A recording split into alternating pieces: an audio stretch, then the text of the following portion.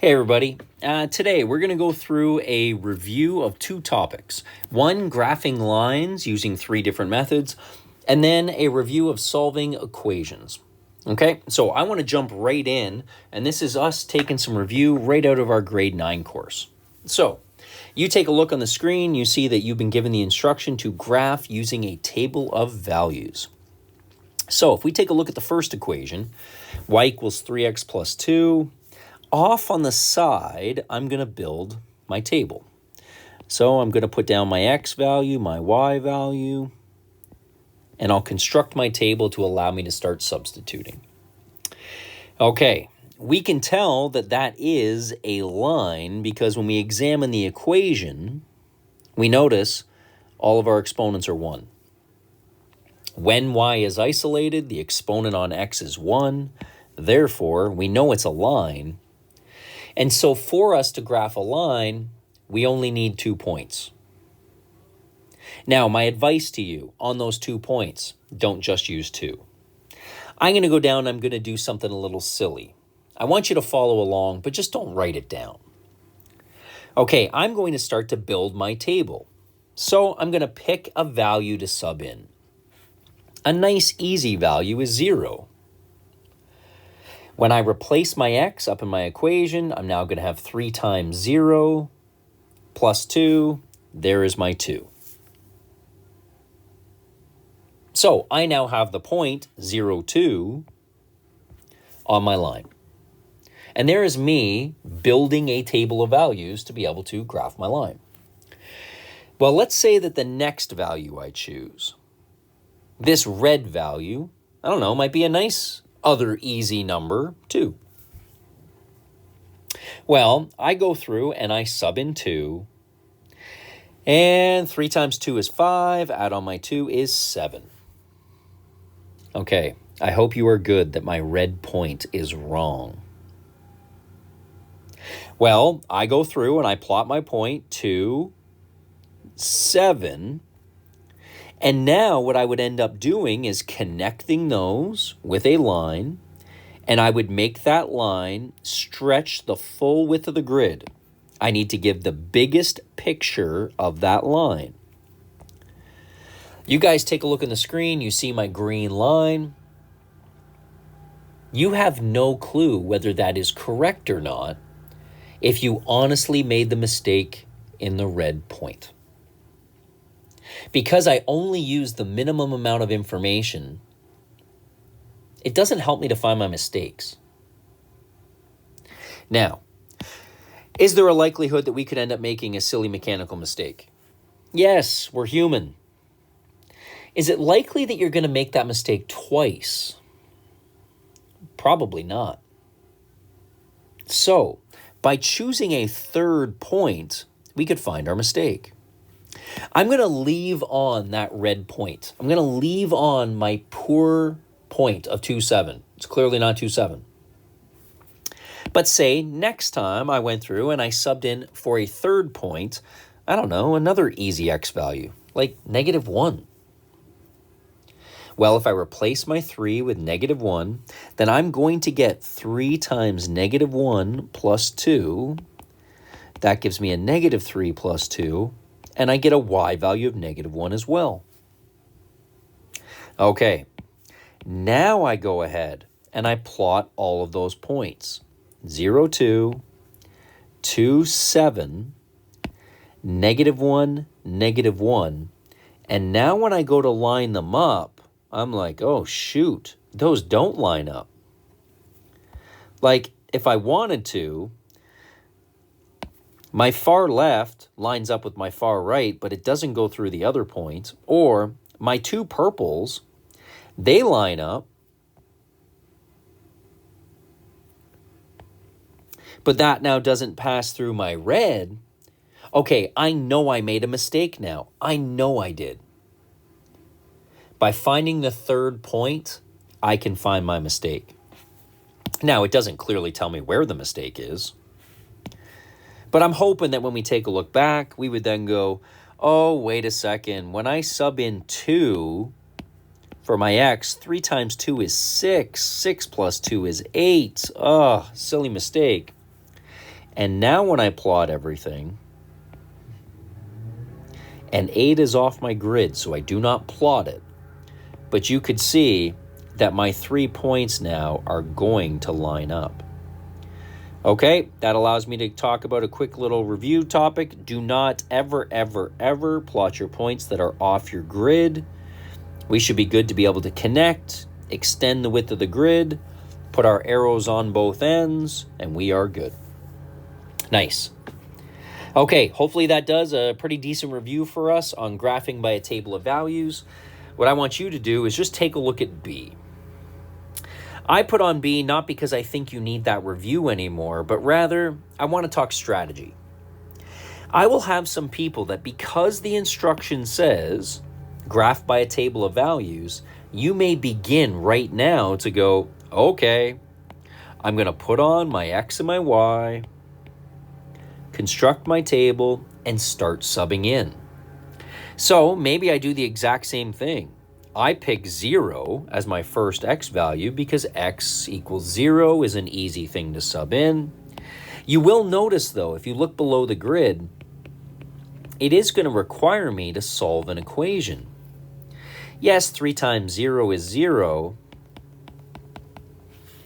but now I have to solve that equation.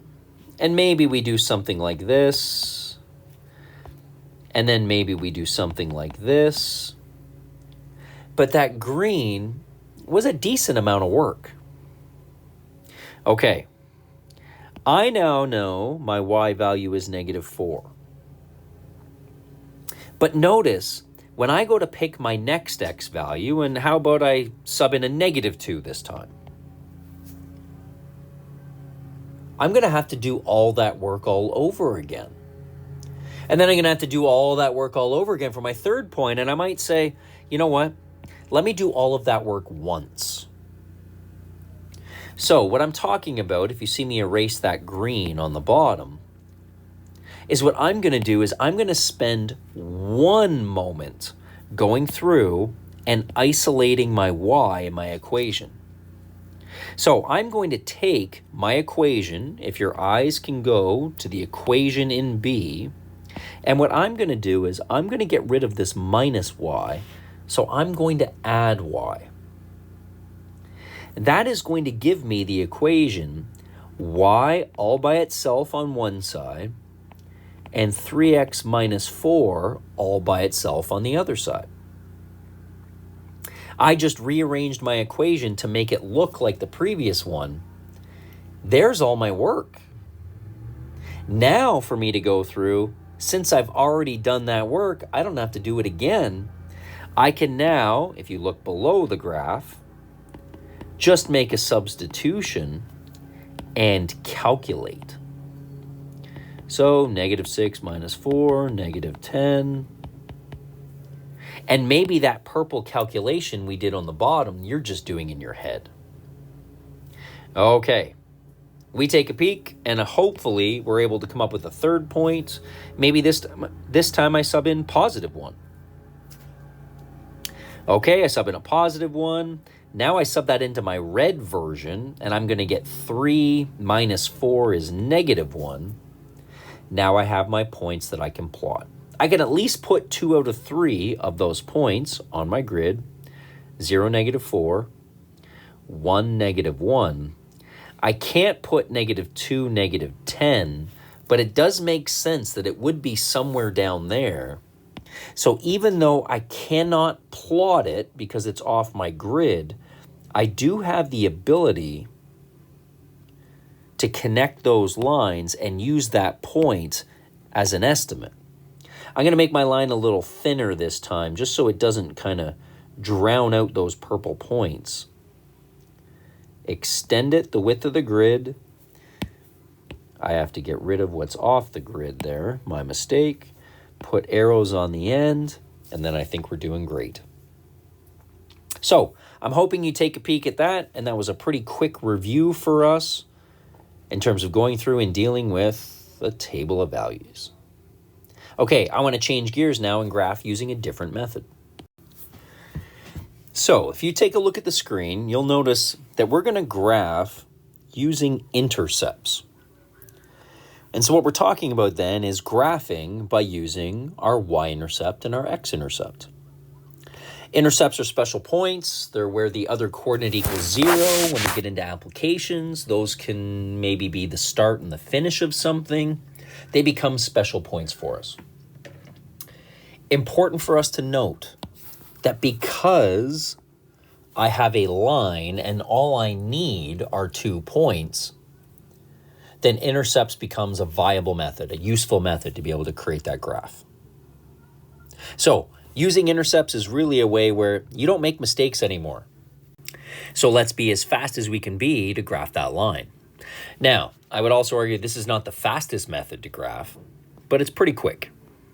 So I want to go through an algorithm for you. You'll see it below the graph, but this is a way that we can fundamentally, like mechanically, go through and find both intercepts. Maybe I want to find my y-intercept first, and I know that everywhere along my y-axis, my x-coordinate is 0. So I'm going to sub in an x-coordinate of 0. You could choose to write this down, but the nice part about intercepts, because the other coordinate equals 0, then when we sub into that term, it's going to wipe it out. Because anything times 0 is 0. And so using intercepts is really quick because we can just see it's going to equal 4. So if we look up on my graph now, you'll see on the y-axis, I have put a point at 4. Okay, if I was to do the same thing with my x, to find my x-intercept, I am going to allow my y-coordinate to equal 0. Everywhere along my x-axis, my y equals 0. So now I could replace my y with 0, which wipes out that term and leaves me with that equation to solve. Okay, I can get rid of my 4. I don't know, maybe that's the way I deal with it. I can divide out my -2. And I now have an x-intercept at 2. Okay, now that I have my 2 points, and I'm using this method because I don't make mistakes, then I'm going to connect those 2 points, extend it the width of the grid, arrows on the end to show it goes on forever, and there's my graph. Okay, what you see below your grid, that red and blue, that's an algorithm you can use if your line is in any form, regardless of your values, that can get you there pretty quickly. Okay, if you want to pause it now, you can give the same shot on B. Otherwise, here we go. For me to find my y-intercept, I'm going to keep the same colors. Then that means my x equals 0. So if I look up in my equation now, x equaling 0 wipes out that term, and that leaves me just with 3x equals 6. Well, that was nice, because now I have a small little equation I can solve that gets me 2. I could do the same thing. Now to find my x-intercept, then my y value equals 0. Look up in my equation, that will wipe out that term, because 3 times 0 is 0. That gives me this equation, of which I could go through and solve. If you want to show me that, you can, but I would love it if we went straight to 3/2. And there we go. Okay, I'm going to just get rid of that little blue x up in our equation, and we can now plot our 2 points and connect. Okay, one thing you will notice, that your red point, your y-intercept at 2 is nice and easy. That's at the exact intersection of grid lines. Your blue is not. So this is one of those sayings or one of those times where I tend to say, this is like one of the only. It's a rare case where my mixed number is actually useful. So if I wanted to view 3/2 as 1 1/2, then that might be a little bit easier to estimate where to put my x-intercept. Okay, you'll notice that I put that blue dot a little smaller than my red, just so that then when I connect them, I'm getting the best, most exact case I can. And the fact that I am using an approximate, I'm going to make my line a little thinner again, just to try to really show accuracy. And I think, and I do not like that, just a sec, I think that is about as accurate as I could get to cross in those locations. Great. You will notice that when we have an equation given in standard form, which is what you see in problem B, graphing by intercepts is actually really quick. I didn't have to spend any time rearranging my equation, subbing in zeros, dividing out becomes pretty quick.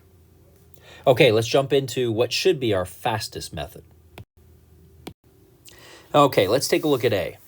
You've now been asked to graph using slope and intercept. And for that, we have to remember how we can read information from a line, from the equation, about a line. If I just get rid of that purple, then we should be reminded that the coefficient on our x is our slope, and the constant is our y-intercept when our line is given in that form with y isolated. Now, if I was to get rid of my red and just write it down below, m is going to equal 2/3. It's actually even more explicit than that. Because my slope is a fraction, it is telling me that my rise is 2 and my run is 3.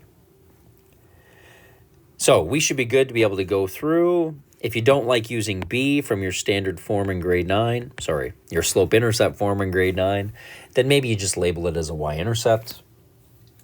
I am now going to plot my y-intercept at -4.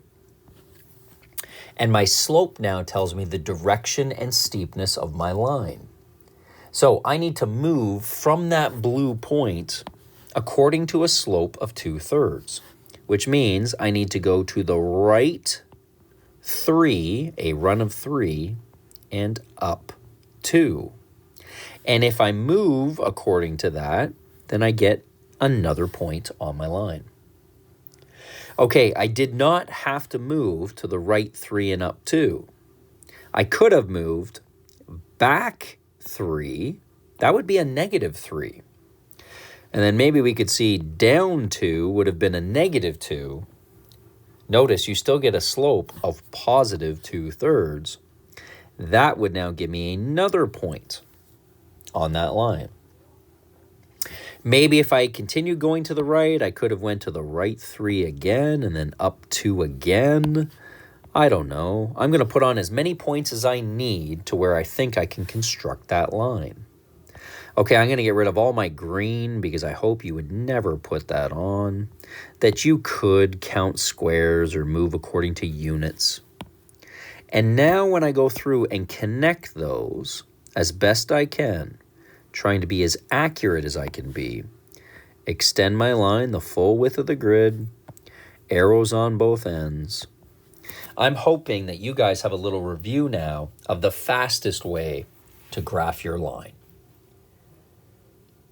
Plot your y-intercept, move according to slope, connect them with a line, extend it the width of the grid, arrows on the end, and you are good. We should be looking to graph using slope-intercept in, 15, 20 seconds. Okay, I'll give you a moment to play around with B. Okay, we should be back. So we take a peek. You have a slope of -2. You have a y-intercept of 3. We should be good to plot our y-intercept of 3. Now, it always makes me laugh a little bit when we struggle with slopes that are integers, where we almost like our slopes to be fractions more because we can explicitly see our rise and our run. Well, you take a look, and if you have to, okay, you could always put your slope over 1 if you need to see the rise of 1. I'm hoping instead we can take a peek at that and say, well then, if I go to the right 1, I need to go down 2, right 1, down 2 to find a few more points. Or maybe we go back 1, up 2.